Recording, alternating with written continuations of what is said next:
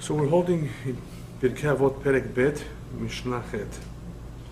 Rabbi Yohanan Ben Zakai, very important leader of Am Yisrael, a very important figure. He lived during the end of the Second Temple era. He saw the Churban, and he was very much responsible in a direct way for the survival of Torah in Eretz Yisrael. He had many students, and there's a whole story in the Gemara of how he was able to leave Yerushalayim, leave the city, Yerushalayim, and meet with Vespasius, the Roman emperor-to-be, and ask him a favor to spare a city, Yavne v'chachameha, Yavne and its chachamim. Yerushalayim was going to be destroyed. There was no way to stop it. He saw that. He had a difficult time communicating because there were always individuals, Jewish individuals, biryonim as they were called, who did not want to have any communication with the Romans, and they were going to put up a fight. And here was Rabbi Yohanan, who foresaw what was going to happen, that there was no way to prevent the Churban. It was already decreed from above. So let's at least save whatever we can save. Let's at least ask the Romans to spare something. And of course he was granted that. The Roman was amazed how Rabbi Yohanan knew that he will be the next emperor, because right after he told him that, very soon afterwards he was notified that he's the next emperor. So he did him that favor, and that is of course what allowed the Jewish tradition, the teaching of the Torah to continue uninterrupted even after the Churban. For many years in Eretz Yisrael, later on in Bavel. And of course, that was a tremendous revival of Torah that needed strengthening during such a very difficult period. So Rabbi Yohanan Ben Zakai kibel mehilel meshamai. He's the next generation to receive the tradition. And of course, when a person is directly given over the tradition, the responsibility is very, very big on his shoulders to give it over, to continue to give it over to others, to teach it to others. Rabbi Yohanan Ben Zakai was known for being a very knowledgeable person in many, many areas other than just Torah. So he was a great teacher. And he had many students. Here in this Mishnah, or actually in the following portion of the Mishnah, it will tell us about 5 of his closest students, perhaps of the more knowledgeable students that he was very close to, that he actually spent time with them, learned with them, discussed many issues with them, and that is what we will see, that there's an emphasis on 5 students more than the rest of the students that he had. Each one had very unique qualities that stood out, and they were great in their own right, these students. But before we get to the students, of Yohanan Ben Zakai, who was obviously in charge of Torah in his time, tells us a very important point about Torah. And that is, Hu haya omer, im lamata Torah harbe, even if you learned, Baruch Hashem, and you accomplished a lot in Torah, al tachzik tova latzmecha, don't feel so proud of yourself. Don't take all the credit for yourself. First of all, ki lechach notzarta, he says. You were, after all, created for that purpose. We are here to learn, we are here to teach, we are here to continue carrying the torch of Judaism to the next generation, to give it over to them. So we have great responsibilities. It's not something that we should just, look at as, oh, it's an accomplishment. We were able to study this book, we were able to go through all the Gemarot, we were able to learn all the Mishnayot. Yeah, it's very nice. It is definitely an accomplishment. But one has to look at it much more seriously. Torah is not just meant to be an accomplishment. It's meant to be a guide for us to live by. And it's also intended for us to share with others who may not have that Torah. So that is why it's important on how we look at the Torah. It's very important that we have the right perspective of what the learning is all about. That's why he tells us, be careful. It's not just don't take the credit. I mean, it's not just a small piece of advice. He's actually telling us to be very careful not to have the wrong attitude at this important accomplishment. Nevertheless, it is important. He's not saying it's not. But be careful, lo lachzik tova latzmecha, because in the end, if you learned, guess what? You have a responsibility to teach it to others. Ki lechach notzarta. You were created for learning it, and why should you learn it? Not only for you to know it, but also to teach it to others. So that is the second interpretation, really, on al tachzik tova latzmecha, is not only don't take credit for it, don't feel that it's such a great accomplishment by itself, unless you do something with it. Al tachzik tova latzmecha can also be interpreted, don't hold it back for yourself. Don't hold on to it yourself, but give it and share it with others. Imagine somebody who has a great recipe for a brownie. You know what chocolate brownies are? Good, tasty. You know, you think they would want to share it with others? A lot of people don't want to share their secret. But others would, if they're happy with it, if they're so excited about it, if they think, oh, this is something so great. Why not? Don't be selfish about it. Don't keep it to yourself. Share it. Share it with your friends, share it with your neighbors. It's a good recipe. Why not? Let them enjoy it too. So Torah is something that, of course, not everybody will have a tremendous part of it, because not everybody, unfortunately, sits down and learns Torah a whole day. There are chachamim, there are teachers, there are those who are entrusted with the Torah to give to others, to teach others. So those people have to remember that it's not something to just be proud about. It's after all, if we are able to, Baruch Hashem, succeed and learn and cover a lot of ground, it is because Kilechach Notzarta. Ultimately, that is the purpose. Hashem has given certain individuals the talents, the abilities to be able to write Sifrei Torah. They are very artistic. They should write. So it's not the business aspect of it. It's Kilechach Notzarta. You have the talent. You're created for that purpose. And every individual has something unique about him, that he's here for that purpose. Then use it for a good purpose. Don't just keep it for yourself. Don't be so proud of it. And what's wrong with being proud of it? Because you may not continue to do what is intended to be done with it. If you say, oh, Baruch Hashem, I accomplished, that's it. That's all I'm going to think about.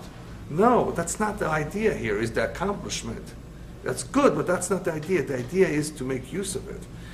And why to make use of it? Kilechach notzarta.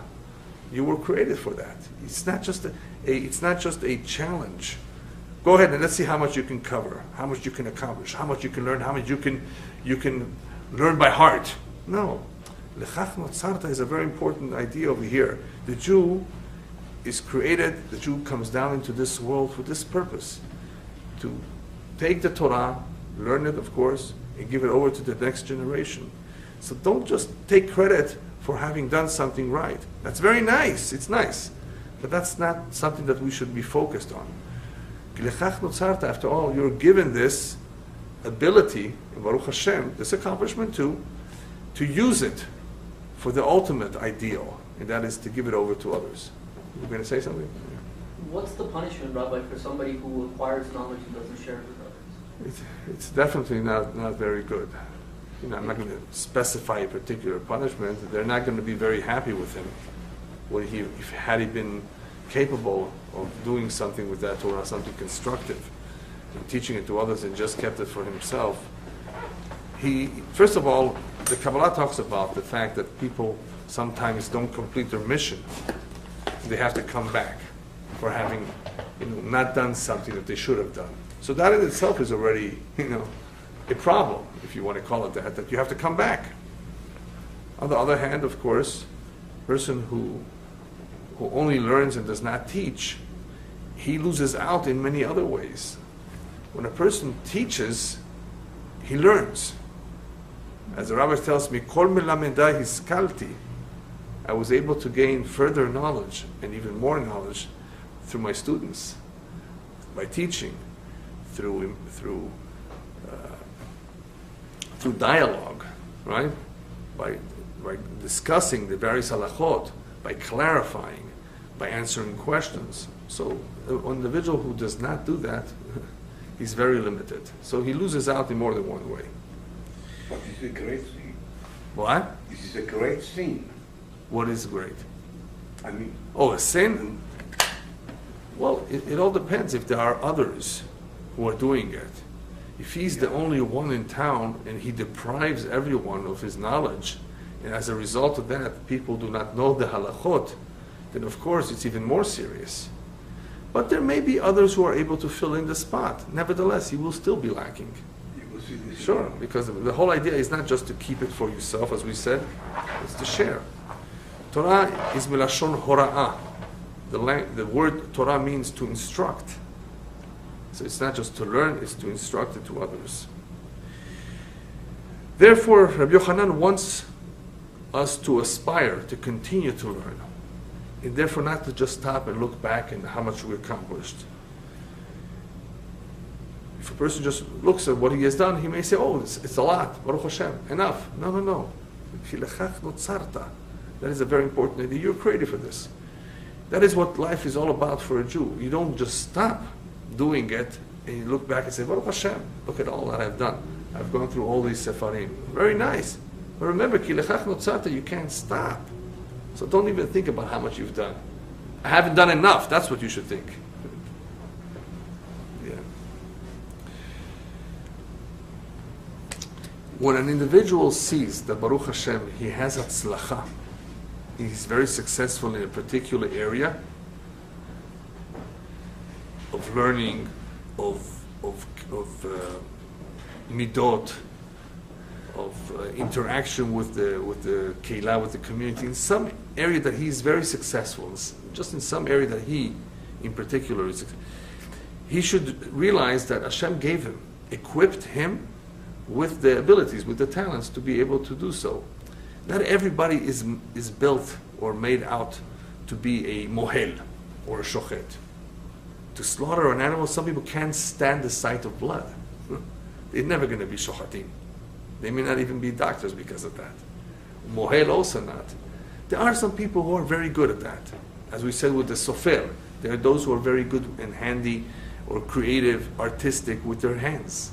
Not everybody can be such a good sofer. You can learn how to write the aleph bet beautifully. If you're trained, you eventually will figure it out.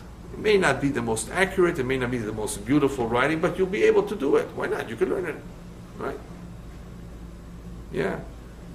There is, in the Farsi, aleph bet, in the ABC, and in the Arabic too, there are different kinds of calligraphy, of how to write. The same words, using the same letters, different styles. You remember what it's called? No. You don't remember what it's called? The fancier writing? It begins with a na. It begins with na. Huh? See? And you remember it, but I had to remind you the first letters. Nastalik, yeah. Yeah. So you know what I'm talking about, right? Does everybody know how to do that? It takes a certain creative hand to be able to do that. And the same thing with the Chinese characters. There's some calligraphy involved, and if you want to do it nice and beautiful, you have to be trained for that. So same thing with safrut, lehavdil. I mean, safrut, which is of course with kavanot and ktarim, with crowns and the letters, there's a lot more going on with our letters. And there's halachot, tremendous halachot, in writing a Sefer Torah and tefillin and mezuzot. Nevertheless, if one does have it, that's a sign that Hashem wants him to use it. It's not just, oh, I can do it, but I'm not going to. No, perhaps that's what you need to do. But let's assume that he has already done it and he has succeeded. He should look at it as, Baruch Hashem. It came from Shemaim, that talent, and the talent came from Shemaim so that I can do that, because perhaps that's what I'm here for, amongst other things. So that's how one should look at any talent that he may have, any unique talent that has helped him in accomplishing something worthy, of course, that Hashemayim, they gave him this. He was born into the mazal, or within a family, that gave him these abilities. Yeah. There are others who are great musicians. There's a lot of talents, all kinds of talents. Not everybody has all of them. Someone has this, someone has that. Hashem wants there to be a balance. There should be a little bit of everything in this world. So the main idea here is to make good use of those talents that Hashem has given us, because kilechach notzarta, perhaps that is why you were created. That is why you were given what you were given, is to put it to good use.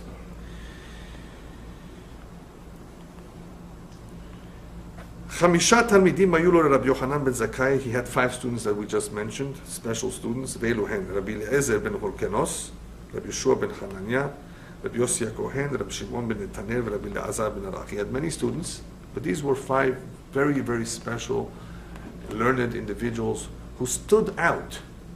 They stood out in some very, very unique way. They had something that was very, very special about them that everybody knew. They must have been popular too. They were big chachamim. And what he's going to tell us about these 5 students are the qualities that these 5 students had, and each one had a very different quality than the other. So before I tell you the qualities, I just want to remind you, they were all righteous. They were all good. They were all chachamim. They all had good midot. They all were upright people. Nevertheless, each one stood out. Right? As we said before about talents, so here too, each one stood out in a certain midah, characteristic. Now, why is it important for him to tell us in which midot they stood out? Because the idea behind these midot is that these are midot that they have accomplished on their own, not something that they were born with. Don't think that a person is just born like that. People can develop certain midot. Of course, people may have tendencies. Tendencies is something else. They have tendencies. They're born according to their mazal. They all have different kinds of tendencies, depending on the neshama too. Nonetheless, character development, not just character development, which means to work on one's midot, to refine one's character, that is already completely up to man's free will. You're not born with that. How much money you will make, that you're born with. The mazal. The mazal tells you, right? How smart a person is, that's also mazal. But just because he's smart doesn't mean that he will not learn a lot. It's still up to him how much he wants to learn. He could have a great brain, but it's empty, right? So these important midot are all midot that these students worked on their own, and therefore they achieved it. It's a big achievement for each one of them. Hu haya moneh shivchan. So therefore, Rabbi Yohanan discussed their praises, their midot, their achievement, and how special each one was in his own way. So let's go through each one. Rabbi Eliyahu ben Horkenos. What was special about him? What was unique about him? He was a bor sud sheno me'abed tipa. He has such a great memory and retention that he was compared to a cistern that is very well cemented and lined inside, that doesn't drip, doesn't leak. Everything stays inside. And not only stays, it stays fresh. It's so well waterproofed, it's so well sealed, it's a bor sud, a cistern that is sud. You know what sud means? It's cemented. Insulated. So well that nothing is lost. Psh. So what does this mean? That everything that he learned was retained. It was not forgotten. But wait a minute. What's so special about that? He's born like that. The memory that a person has, the ability to remember things, is a gift from Shamayim. There are even stories about people memorizing the entire white pages, all the phone numbers. It's crazy. But they have that ability. So they're going to be on the Guinness Book World of Records. But that's not special. Why isn't that special? Because they were born like that. What's so unique about being a bor sud? A bor sud, again, somebody that is able to keep everything he got and not lose it, not forget it. What's so special about that? We're saying that these are achievements, remember. It's nice, but why is this an achievement? So the Chafetz Chaim explains this very nicely.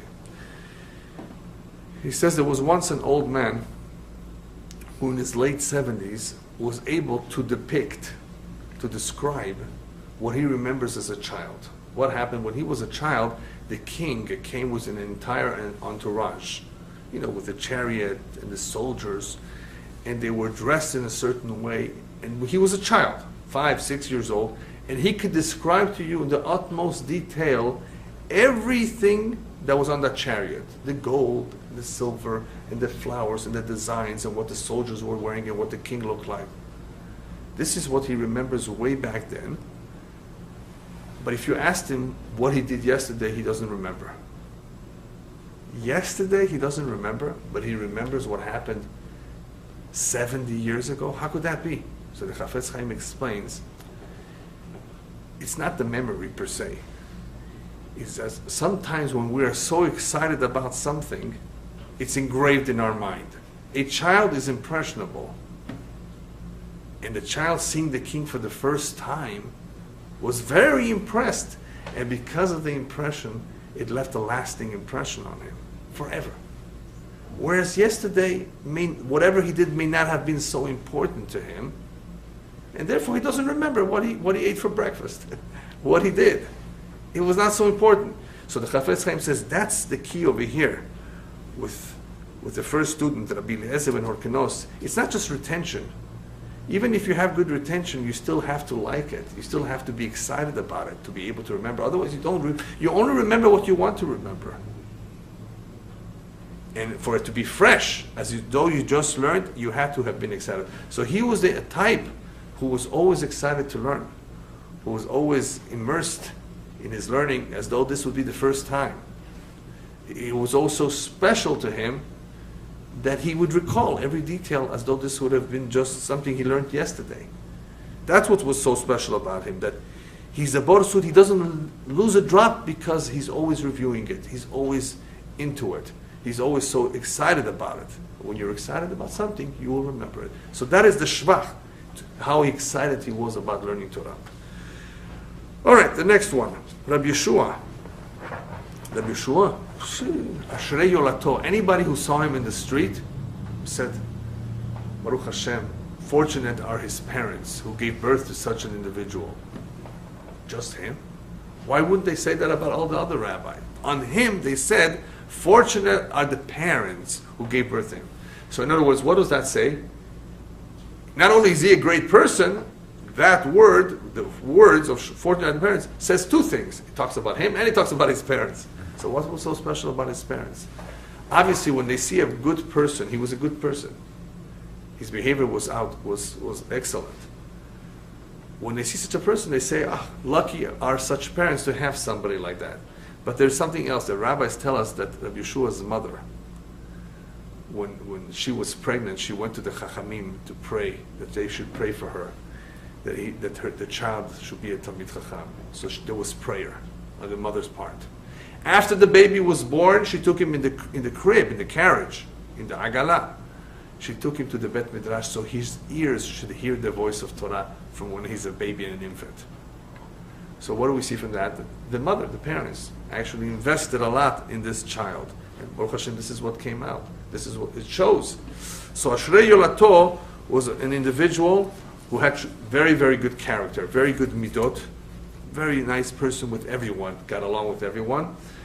And therefore, he was special. But all that is also due to the credit of the parents, which the rabbis tell us, we see that it pays to begin education and imbuing our children with the best education and midot early on. There was a story about a woman who came to the doctor. She's about to deliver. She's in her 9th month. And she asked the doctor, when do I need to learn how to do all the things, that a mother needs to know how to do with her child? You go to Kaiser, they also tell you that it's a good idea for you to learn how to nurse and how to change diapers and how to do all kinds, how to hold the baby, how to wash the baby, how to take care of your child. So she asked the doctor, she's almost about to deliver, when should I begin to learn? He says, you're 9 months late. You start as early as possible, But the point is, according to the Kabbalah, that preparation of the formation of the child really starts at the time of conception, which we spoke about before many times, about the Kedusha and the Tahara, that can make a big difference as to which neshama enters this child. And it does contribute a lot. Ultimately, the child has his own free will. Free will is something that will ultimately make the difference. But still, whatever we can do to help makes a difference. So Rabbi Yeshua was such an individual. Everybody had something good to say about him because of his midot. And the midot is a very important idea here because, as we saw before, that it meant if you don't have Torah with derech eretz, it's almost worthless. Torah has to be with derech eretz. Even though derech eretz, we said before, also means profession, derech eretz also means midot. It means both. Torah has to go along with derech eretz. It's not just enough for a person to be knowledgeable in Torah. Good character needs to accompany it. So Rabbi Yeshua was such an example of good character. Next one, Rabbi Yossi, Hassid.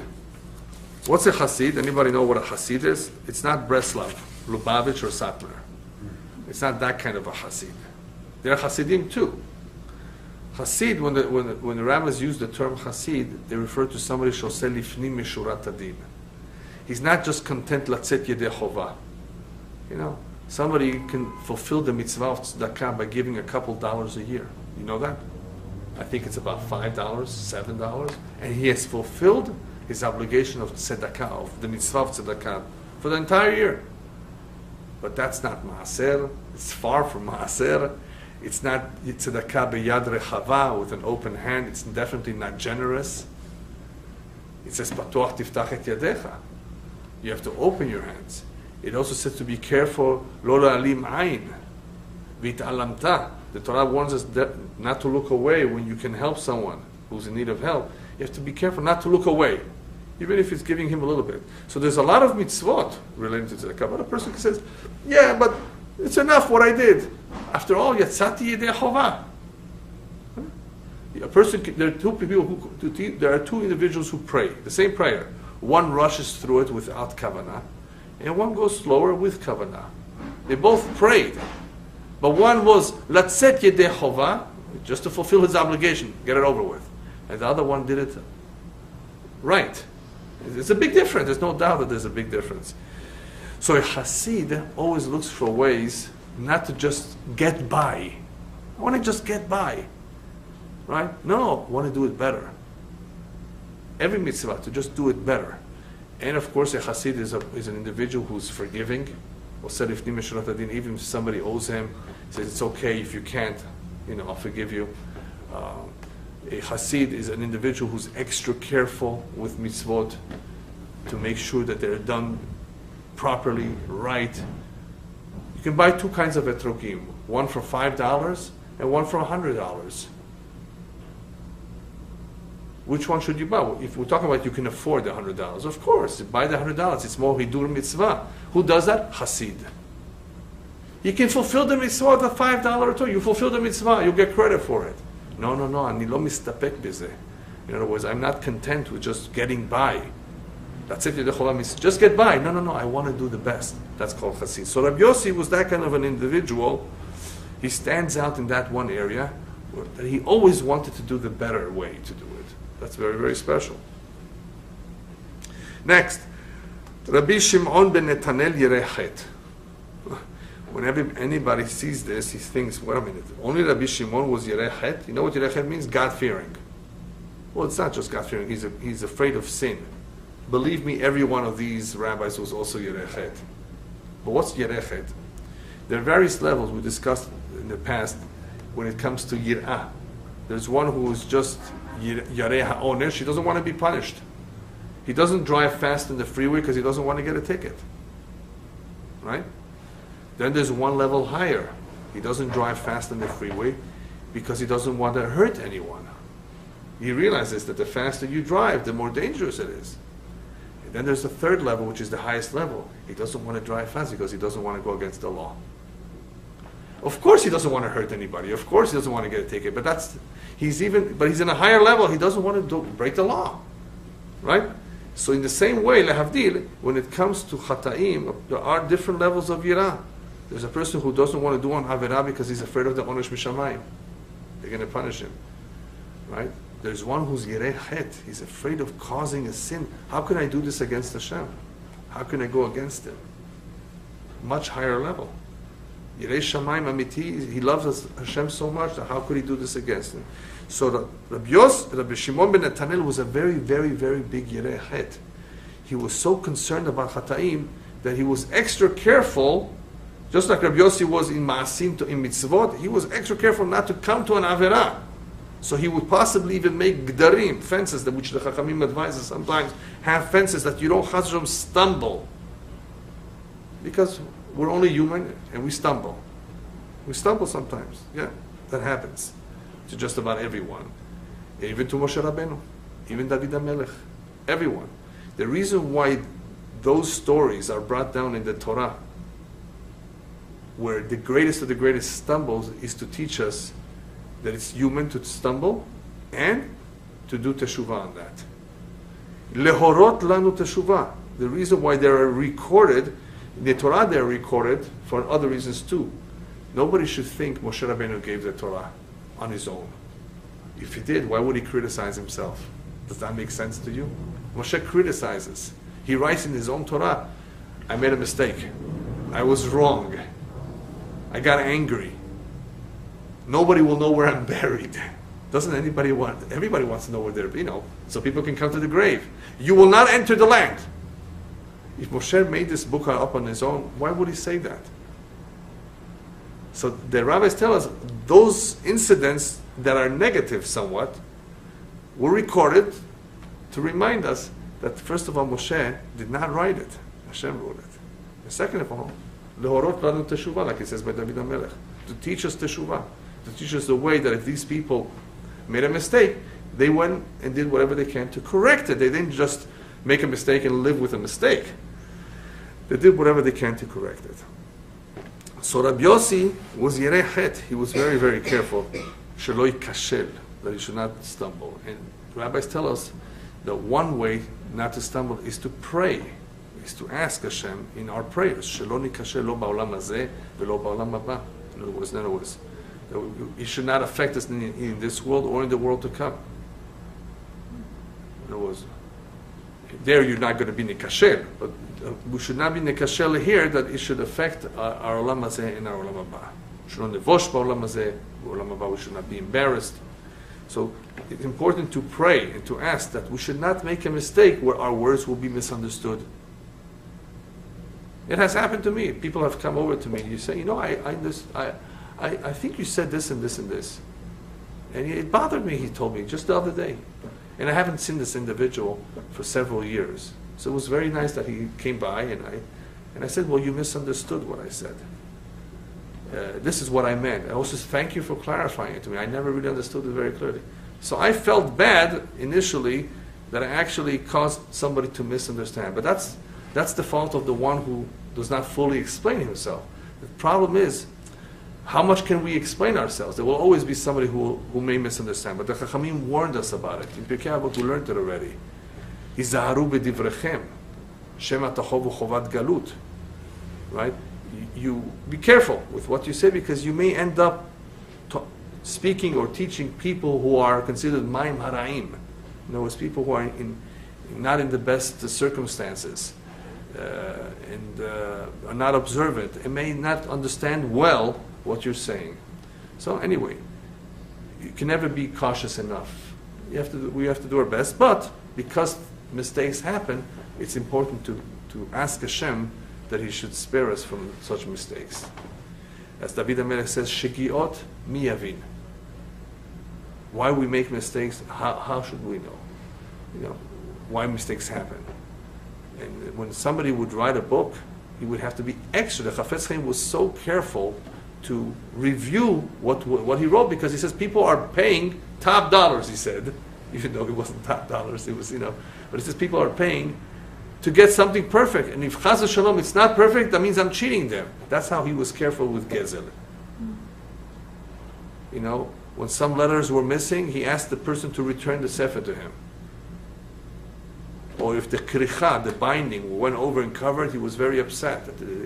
So he had to check every single book himself sometimes. He didn't trust anybody else if everything was written right. Yeah, we have to do our best. So tefillah is a very important idea as well in being yerechet. The next one is Rabbi Elazar ben Arach, Ma'yan HaMitgaber. Rabbi Elazar was such a great person, a learned person, that he was compared to a ma'yan, a spring that always is flowing, mitgaber, always flowing. What is this describing? This is describing an individual who's very creative in his learning. He's not just very learned, knows a lot, but he's ma'yan mitgaber, mechadish chidushim. He's able to resolve problems. He's able to think up of new ideas and concepts. He's able to interpret things. This is not the same midah of Rabbi Elazar ben Arach, who remembers everything by heart. He doesn't remember necessarily everything by heart, but he has the ability to grasp and to analyze, and he's very sharp, like a ma'yan mitgaber, like an overflowing, always flowing a spring. All right, so that's the description of him. Now, after he gave us a description of all of them, he tells us, if all the rabbis in Israel would be on a scale, on one part of the scale, and Eliyahu ben Hurkanos, who had a great retention, would be on the other plate of the scale, he would tip the scale. Abba Shaul says, I have a different version that I heard. All the Chachamim of Israel will be on the scale. But Rabbi Eliyahu ben Hurkanos, and even Rabbi Eliyahu was with them, and Rabbi Elazar b'chaf shniya, and Rabbi Elazar ben Arach, who was the one like the Ma'yan HaMitgaber, he would be on the other side, machriyat kulam. He would tip the scale. Wait a minute, that's two opposite versions, two very different versions. Who really will tip the scale? Now, first of all, why is it important for him, Rabbi Yohanan, to tell us who will tip the scale? What did we say before? Rabbi Yohanan is concerned about perpetuating Torah. Right? That's his main goal here. And he says, you want to know on who the Torah will rely on the most? Perpetuating Torah. If we only have one person of all these Chachamim, one quality, one talent, which would be the most important talent that's necessary for perpetuating the Torah? So the first version says, Rabbi Eliyahu ben Hurkanos' talent of remembering everything. Remember, these are days where you didn't have printing press. You didn't have Chumashim and Gemarot. You need somebody to remember halachot. Where is this halakha written? What's the halakha? We have to go to him. He knows everything. But Abba Shaul says no. He recalls the version is Rabbi Elazar ben Arach, the one that's Kemayana Mitgaber. We need his creativity. Which one is it? So actually, if you look at the Gemara, there's a Gemara that says that there was a discussion amongst the Chachamim, a debate. Which one is preferable? They're both, the following two are good, but which one is preferable if you only have one? Sinai or Oker Harim? A Sinai is a nickname of an individual who knows all the Torah by heart. An encyclopedic mind, a photographic memory. It's called like Sinai, Torah Sinai. It's called Sinai. Then there's another individual who's does not know everything Balpeh, but he's Oker Harim. He uproots mountains. That's a description of somebody who's very analytical. He can uproot mountains. In other words, he can bring proof on resolving all kinds of complex issues, all kinds of questions that nobody knows how to figure out. He's able, by uprooting mountains, uprooting meaning by being able to solve it in very, very creative ways. That is strength that not everyone has. That's a sharp analytical mind that can do that. So which one is more important if we can only have one? So the Gemara's conclusion is they're both important, but if we only have one, we want that Sinai. Why? Because in the end we need to know where the halakha is. Where the halakha is and what the halakha is, and that Oker Harim may not be able to do that for us. So in the end we need somebody who knows the halachot. Okay, if that's the case, you can understand why this Mishnah relates or corresponds to that Gemara too, because they're very similar. The two talents are needed, and one says we can't do without this one, the other one says we can't do without the other one. The reality is we need both of them. All right.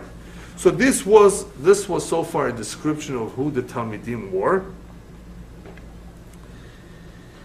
And now we're going to see what each one of the Talmidim has to say. What they have to say about what is important in life. What should we pursue in life? Amar lahem, Mishnah Tet, Tzur u ezu derech yishara sheitbak ba ha'adam. What is a good path, a good trait that man should pursue and should acquire? What kind of a question is that? A person has to work on all his midot. A person has to work on being honest, on not being lazy, on being fair. And there's a lot of midot that we have to work on. So what is he telling us? Ezu derech yeshara, which is the right path, which midah, in other words, should a person acquire the most important of all the midot? If you can only focus on one, which one should it be? But why focus on one? Because a person cannot really focus on everything.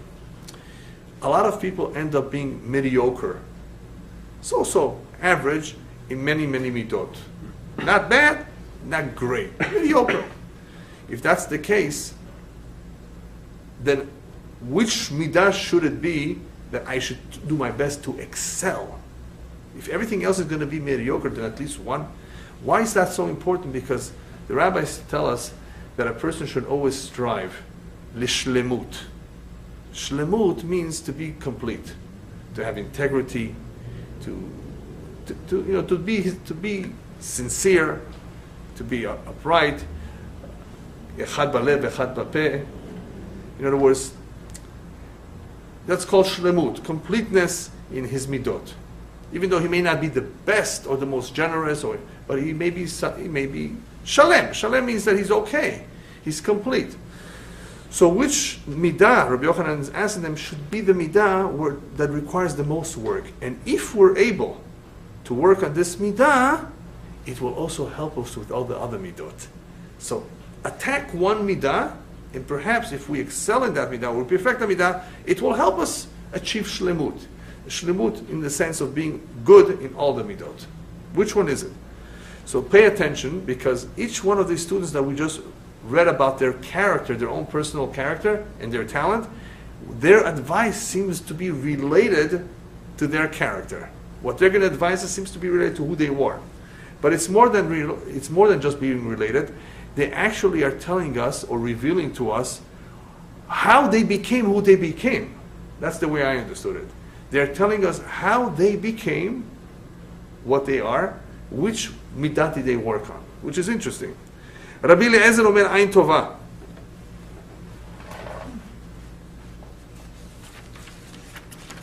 What's an ayin tova? It's a good eye. What's a good eye? A good eye is not just a person who's generous. It's a person who's positive. He looks at things in a positive way. He always looks at the good and bright side of everything. That's an ayin tova. Accepting. And what does this have to do with Rabbi Eliezer?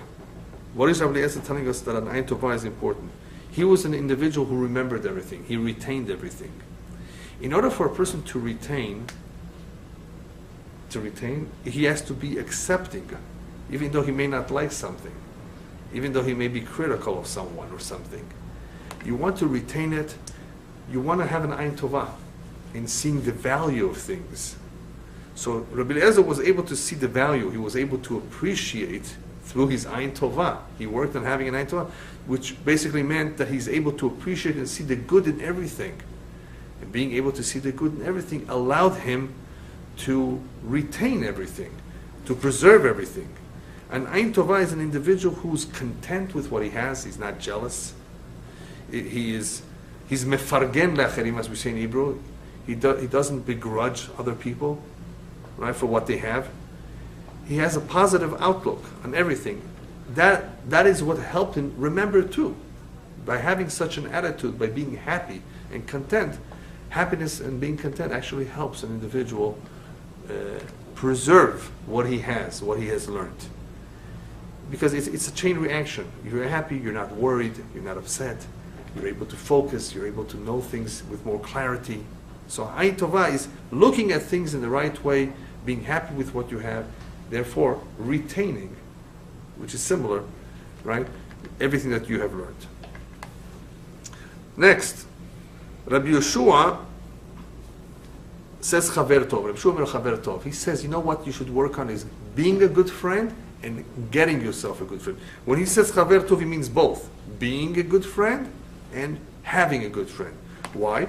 Because Chaverim, friends just happens to be, are an important contributing factor in influencing one's character.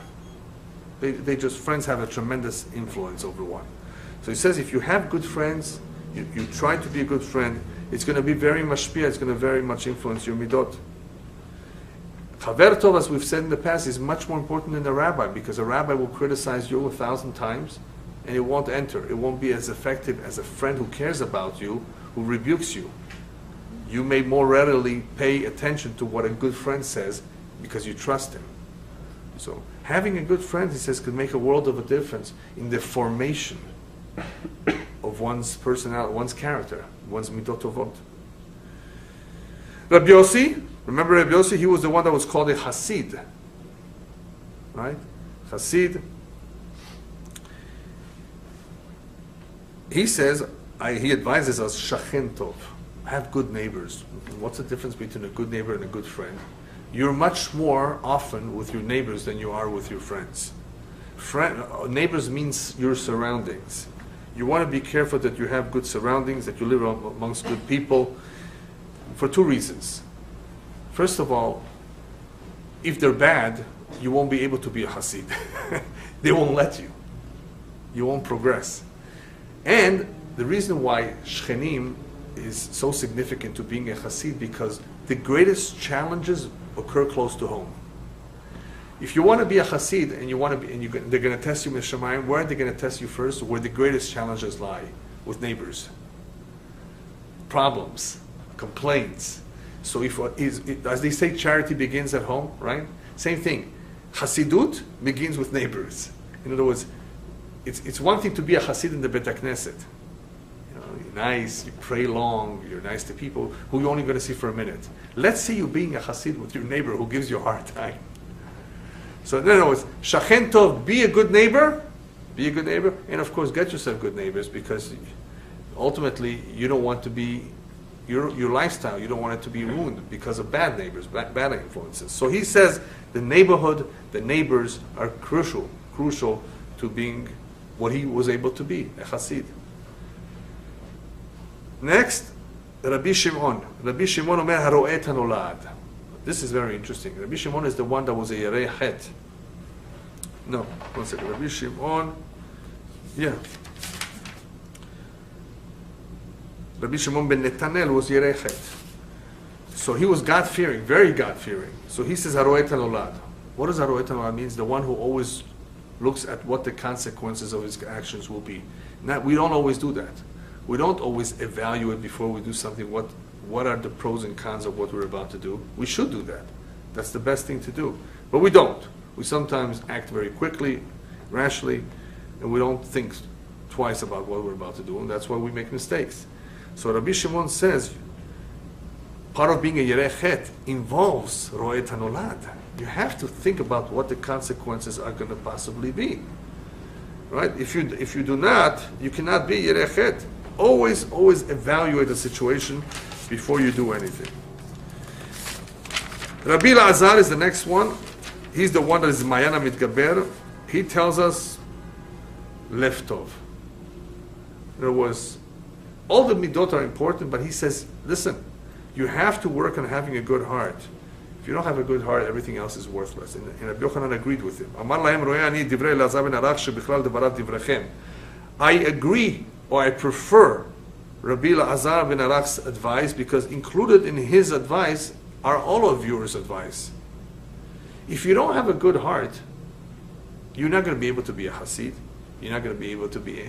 You're not going to have Ro'ed Nalad, Ain Tova, Chaver Tov, Shachen Tov. All of these things that were mentioned before that are very good and noble are not really possible if a person doesn't have a good heart. The heart is the most important one.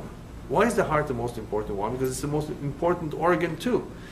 All the kudot, all the commands to the whole body basically stems from the heart. That is why we say in the Kriyat Shema, "Velo taturu achrei levavchem v'achrei einechem." Don't go after what your heart desires, what your eyes see. Be careful. The heart is central. That's where the blood goes through. That is central. All the instructions, everything through the heart. And guess what? The Torah begins with a bet, Bereshit, and ends with a Lamed, Israel, the letters of a heart. Live. See? Everything depends on the heart. So he's right. Once a person has perfected his heart, if the heart is clean, the thoughts are clean. If the thoughts are clean, then all the other good midot are possible. If a person's heart and thoughts are not clean, how is he going to want to be good in other areas? It's fake. That is why the centrality of all the good midot are dependent on the heart. How does this fit in with his character that he's kemayana mitgaber? Because he was so excited.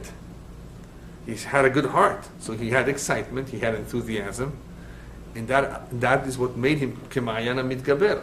And it's all from the heart. If the heart is clean and pure, it is able to be happy. It is able to be excited. As we will see soon, what the opposite of a good heart is it's terrible. But that's a good heart is very, very important. So work on the heart, Rabbi Yohanan says, what he's suggesting, and by doing so, we will be able to perfect the other midot as well. Now, let's just finish up the Mishnah with the opposite of the good qualities. Now, Rabbi Yohanan says,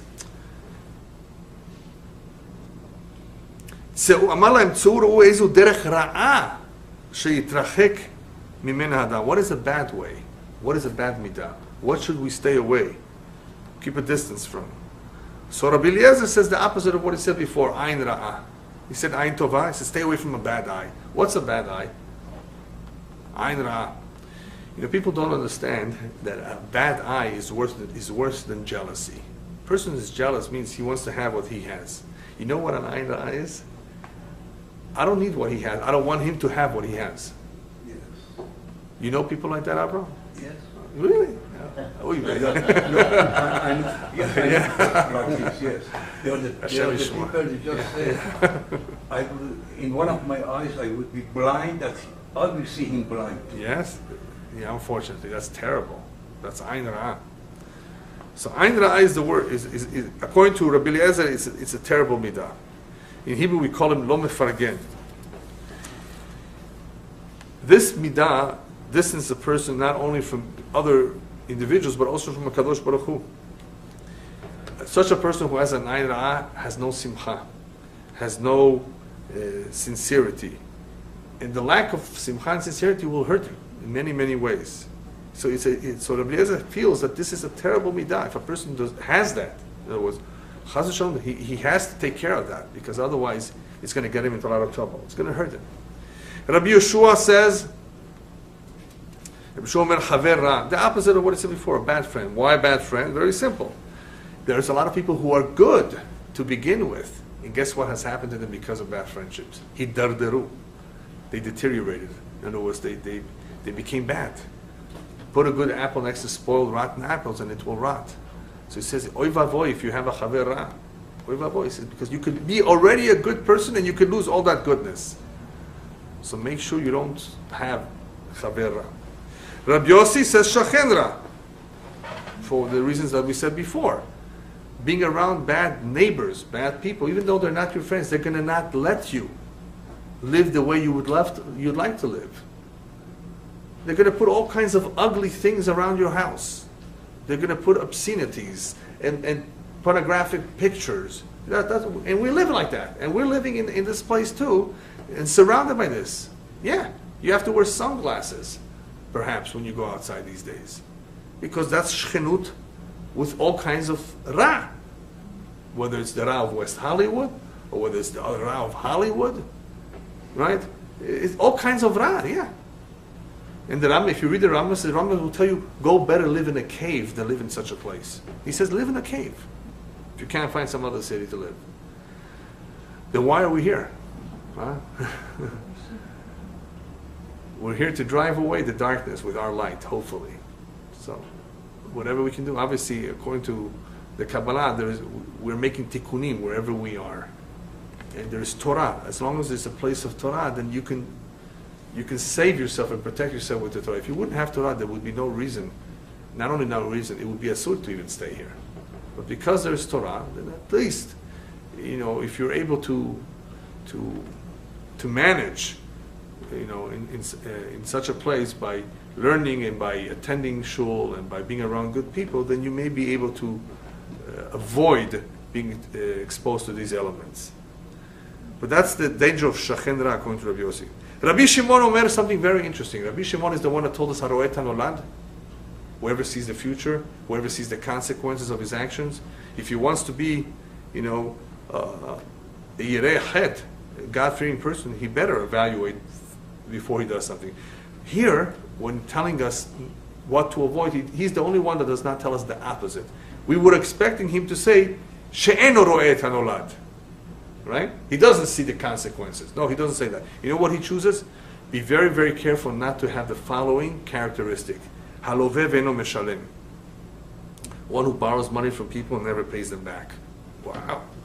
What does that have to do with anything? Because this really shows a person who does not think about the future. If you don't pay back, they're never going to lend you. That's a simple meaning. But it's a lot deeper than that. Haloveh ve'eno meshalem is a person who's irresponsible. It's the exact opposite of a person who evaluates his actions before he does them, weighs the pros and cons. He's careful because he's responsible. That's why he's doing that. Loveh ve'eno meshalem is just the opposite. A person who borrows money, by the way, you cannot borrow money when you know you can't pay it back. If you know for sure you can't pay it back, you're not allowed to borrow. Unless you tell him, I don't have. And he says, okay, don't worry about it. But if he thinks you're going to pay him back, and you know you can't, you're not allowed to borrow. So haloveh ve'eno meshalem, it shows the opposite quality of the haroet hanolad. He's a very irresponsible and inconsiderate and ungrateful. Ungrateful because the guy gave him. Oh, look at all the terrible midot that come from an individual who just has one bad habit. That's the bad habit that he chose to tell us, stay away from this. Loveh ve'eno meshalem. Because that in itself demonstrates or shows or indicates that this person is a very, very irresponsible person. Not only dishonest, irresponsible, which is terrible. How will he ever be a yirei chet? So if a person ever gets close to this kind of a midah, he's in trouble. So therefore he tells us, Loveh ve'eno meshalem, be careful with that. Why? Echad haloveh min ha'adam keloveh min ha'makom baruch hu shene'emar loveh rasha ve'lo yishalem v'tzadik chonen ve'noten. So he's telling us because when a person borrows from another individual, he's like borrowing from Hashem. It's the same thing. What does that have to do with anything? What he's trying to say perhaps is that anyone who's careless and is irresponsible in borrowing from other people, he will also be irresponsible and careless with the mitzvot with Hashem. He's irresponsible and not careful and not sincere with human beings, then you can expect him not to be like as responsible with Hashem. So it's like borrowing from Hashem. Hashem gave you the money. Hashem gave you life. Be grateful. Right? See how it's the same thing. You're ungrateful here, you're going to be ungrateful here. And that is why it's a terrible midah.